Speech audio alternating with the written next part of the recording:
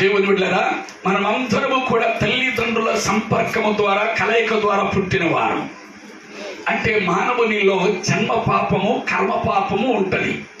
అంటే తల్లిదండ్రులు పాపము చేయటం ద్వారా మనం పుట్టాం కాబట్టి దానిని జన్మ పాపము అన్నాడు.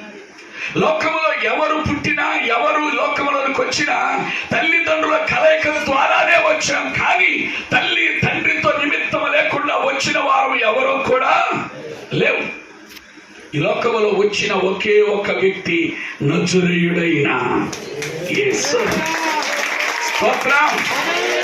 ఆయన ప్రియమైన దేవుని బిడ్డలారా, మరియ గర్భం మీదకి పరిశుద్ధాత్మ దేవుడు వచ్చి ఉరాలగా ఆమె గర్భవతి అయింది. కానీ ఏ పురుషుడు కోరకుండా, ఏ పురుషుడు ఎరగకుండా ఆమె గర్భవతిగా మార్చబడింది. ఈ లోకము ప్రియమైన దేవుని బిడ్డ